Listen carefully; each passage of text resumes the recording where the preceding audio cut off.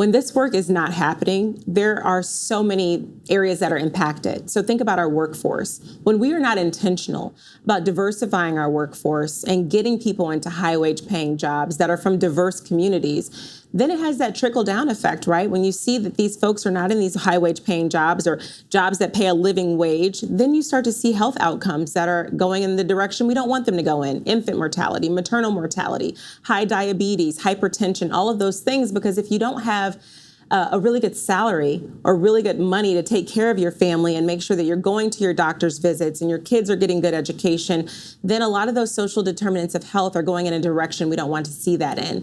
The same with our education system. We see what happens when we drop the ball on early literacy, right? When we look at the numbers and we're seeing that our Black and Latino students are not reading at the rates that they should be reading at, it takes an intentional effort and a focused effort to get those numbers driving in a different direction. And if you don't have an Office of Equity or an Inclusion or Opportunity, or if you don't have a DEI officer within the Department of Education or whatever that department is, those numbers aren't going to change.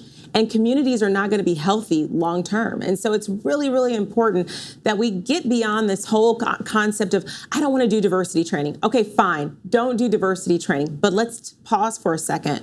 Look at the numbers and start to employ initiatives that will help to drive out inequities. Because at the end of the day, it's about quality of life. And if people are not living a good quality of life, or their life expectancy is shorter because of varying factors, and that's hitting some of our most vulnerable communities more so than others, we need to do something about that. We need to make sure that we're addressing that. Get diversity training out of there, whatever. It's about how are people living in this state? Are they healthy? Are they thriving? Do they have opportunity? That's what's important.